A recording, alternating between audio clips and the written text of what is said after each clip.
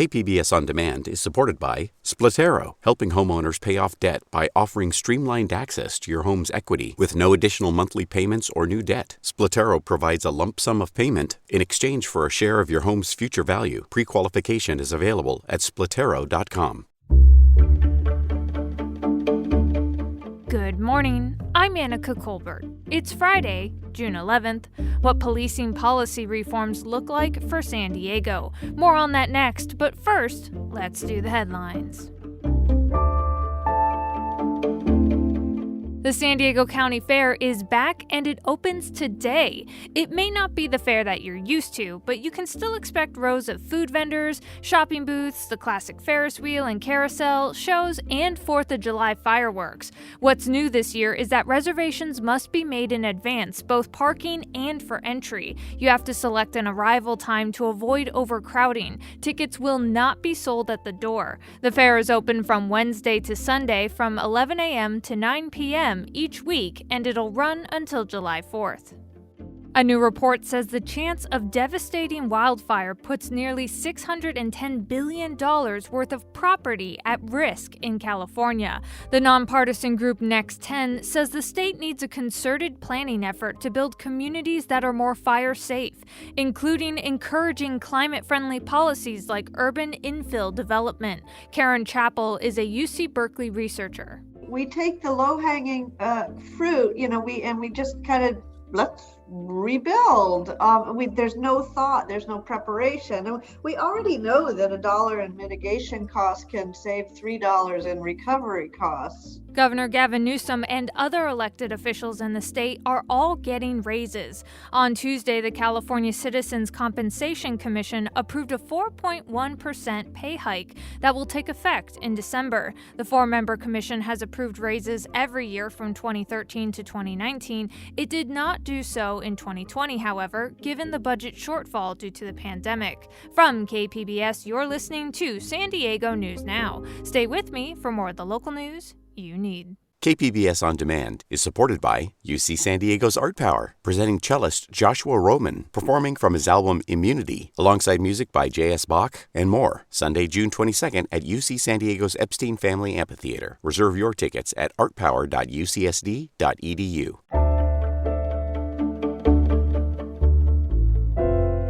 The leader of a local civil rights organization says there needs to be serious reform in how local law enforcement agencies account for use of force complaints and in how the agency deals with officers once they confirm those complaints. Here's more from KPBS's John Carroll. It is a track record that we need to pay attention to. The Reverend Shane Harris leads the People's Association of Justice Advocates. Ever since the killing of George Floyd, his group has been working on what they see as abusive and discriminatory policing in San Diego County. Harris sent a letter to the Sheriff's Department asking for information on deputies who'd had abuse of force complaints. In a news conference Thursday, he said the idea is to root out bad apples. We're going after the next Derek Chauvin, and it only takes one. Minneapolis showed us that. Harris asked for 3 pieces of information. First, how many currently employed deputies had 2 or more sustained, that is, confirmed, use of force incidents on their record? Sheriff's Department records go back to 1995. In their response, the department said 3 deputies had 2 or more sustained violations. Next, Harris wanted to know how many deputies had 2 or more unfounded claims against them. The answer? 31 deputies were the subject of 2 or more unfounded allegations. Then Harris asked how many deputies from each category had been involved in a deputy-involved shooting. The answer, 1 from the sustained group and 1 from the unfounded group. Harris says the sheriff's response is unsatisfactory. We believe that there is a biased view in there because it's like a teacher grading their own paper. And these are deputies who still are working in the department, confirmed, for sure. Harris also criticized the Citizens Law Enforcement Review Board. That group does its own investigations of use of force incidents. He says the group is toothless and needs to be reformed.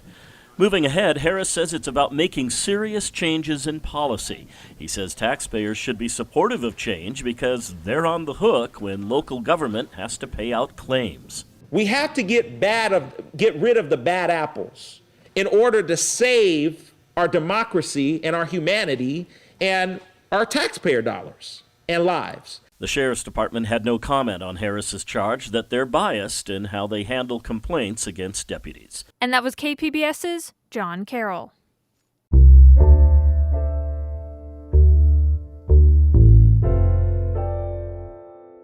The San Diego Sheriff's Department is investigating a recent altercation among some of its deputies and Black Lives Matter protesters in Imperial Beach. KPBS's Melissa May spoke to the woman who protesters claim was wrongly arrested. This is what transpired after a peaceful Black Lives Matter protest in Imperial Beach on Sunday.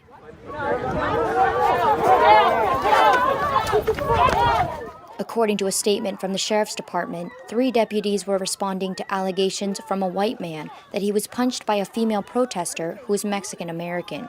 When the deputies approached the woman, she pulled away, the statement said. Then, according to the statement, other protesters began attacking the deputies.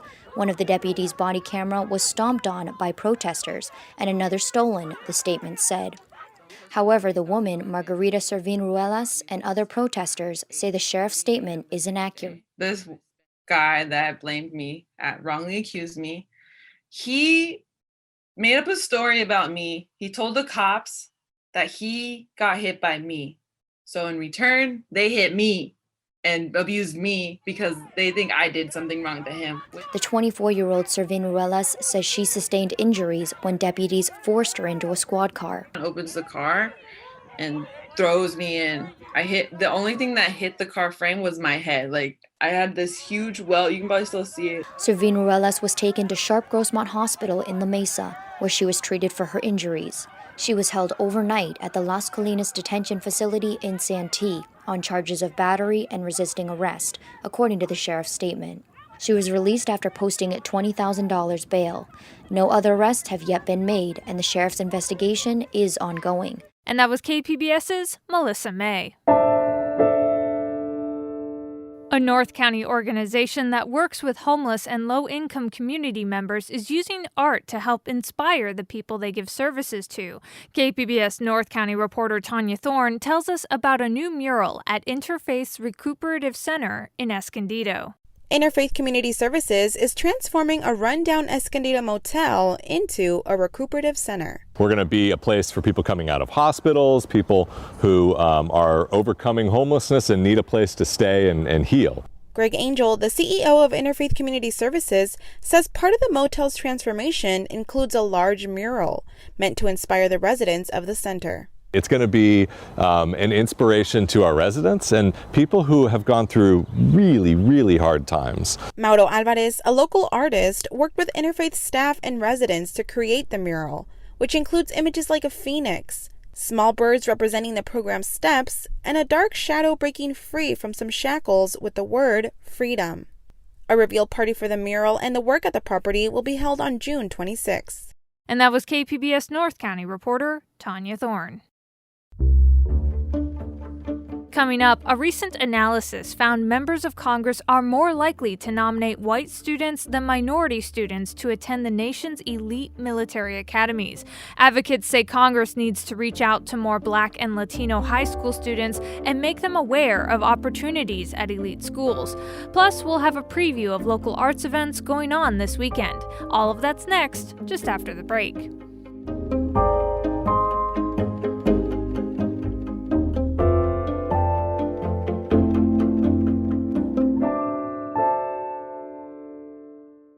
KPBS On Demand is supported by Latino Legacy Foundation, presenting their Storyteller series, Reach for the Stars with Ellen Ochoa, the first Latina astronaut, former NASA director, and San Diego native, Sunday, June 29th. More at latinolegacyfoundation.org.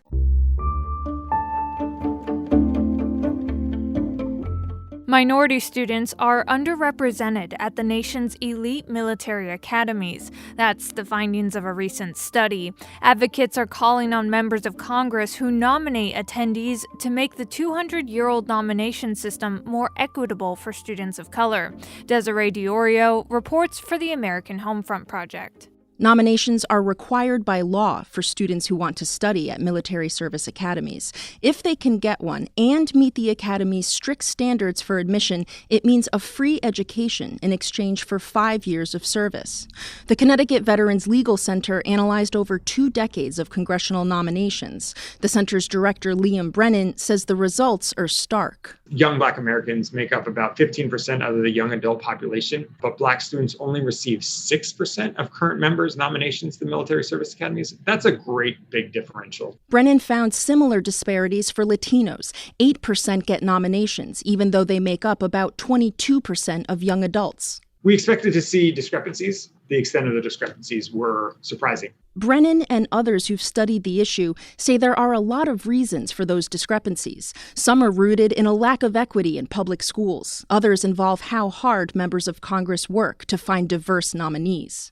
Danielle Anderson is with the Black Veterans Project. She graduated from the Naval Academy, but says few minority teenagers are even aware that's an option. Her junior ROTC commander suggested she give it a shot. We had some conversations about what a service academy even is. I really had no idea of the... Anderson says even minority students who do know about the academies might not feel like they'd be welcome there or successful due to racism. You have microaggressions, sometimes macroaggressions, and this continues throughout your tenure, throughout your career, and you're still expected to perform at, really the highest levels of anyone your age. That could lead to fewer applicants of color.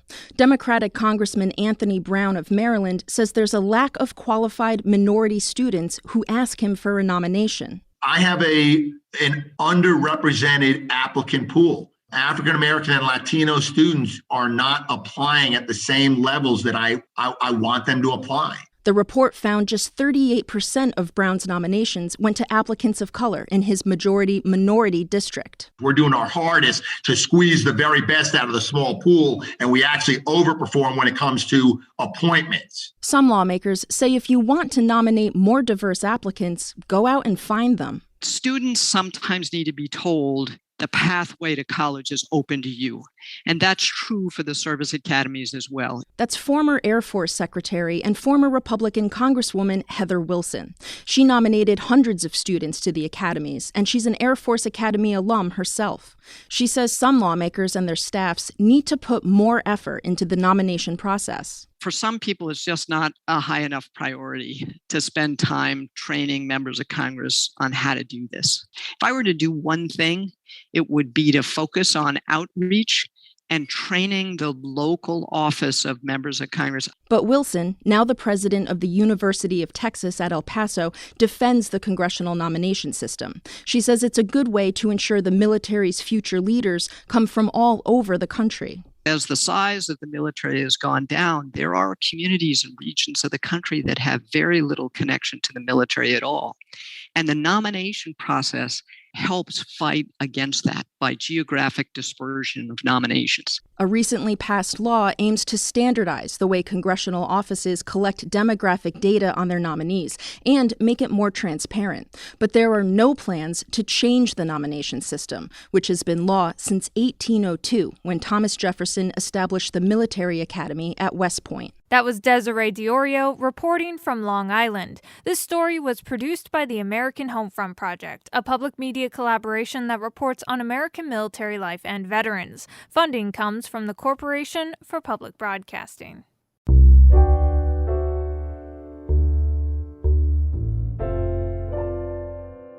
And if you're looking to get into some local arts this weekend, we have KPBS arts editor Julia Dixon-Evans here with her weekend preview.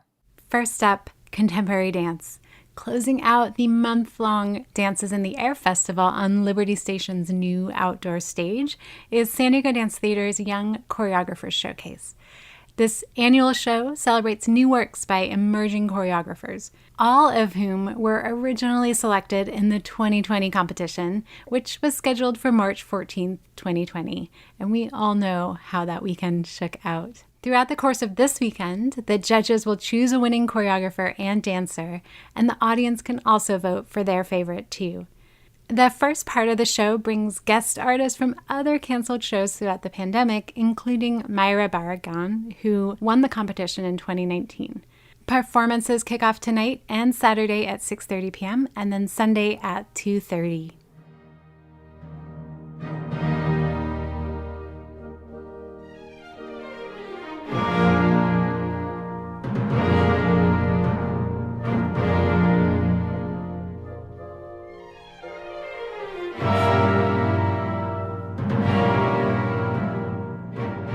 Mainly Mozart launches their All-Star Orchestra Festival this weekend at the Del Mar Surf Cup Sports Park. And they're moving away from their drive-in format for seated, outdoor, pod-style audiences. This means you can bring up to 4 people on one ticket, and those tickets are selling fast. This festival brings together principals and concertmasters from orchestras across the country. Opening weekend will feature 2 shows. Tonight at 8 p.m., you can take in Mozart's iconic Symphony No. 40 and Beethoven's also iconic Fifth Symphony. Saturday's 8 p.m. concert includes Ravel's Le Tombeau de Couperin, which is a beautiful 6-movement suite for solo piano, Haydn's Regal Trumpet Concerto, and this, which is Mozart's Symphony No. 39 in E-flat major.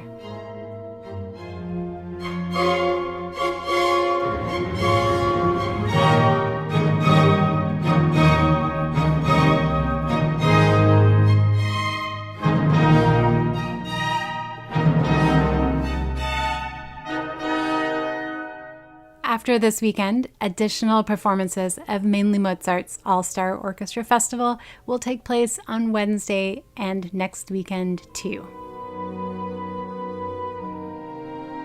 And finally, the Say It Loud Juneteenth Festival kicks off on Sunday. San Diego Black Artists Collective paired with several theaters in San Diego. There's the Old Globe, La Jolla Playhouse, New Village Arts, Moxie, Diversionary, and San Diego Rep. This festival has it all. There's in-person outdoor events. There's stream-on-demand premieres of brand new plays written by local Black playwrights. They have book clubs and podcast takeovers. Plus, next weekend, on the actual Juneteenth holiday, there'll be a big Artists for Black Lives event in Balboa Park. But it all starts this Sunday at the Flower Fields in Carlsbad. It's part of New Village Arts Theater's residency there. San Diego Black Artists Collective President Joy Yvonne Jones will speak, and there'll be performances of music like the Black National Anthem, short plays performed on stage, and poetry readings. Plus, the Buffalo Soldier Mounted Cavalry Unit will do a presentation of colors. Tickets are free, but you have to reserve a seat in advance, and spots are filling up quickly. The Say It Loud Festival kicks off this Sunday at 6 p.m. at the Carlsbad Flower Fields. For details on these and more arts events, or to sign up for my weekly KPBS Arts newsletter to stay in the loop as performances and shows start coming back, go to kpbs.org/arts. That's it for the podcast today. Be sure to catch KPBS Midday Edition at noon on KPBS Radio, or check out the Midday Edition podcast. You can also watch KPBS Evening Edition at 5 o'clock on KPBS Television. And as always, you can find more San Diego news online at kpbs.org. I'm Annika Colbert. Thanks for listening, and have a great weekend.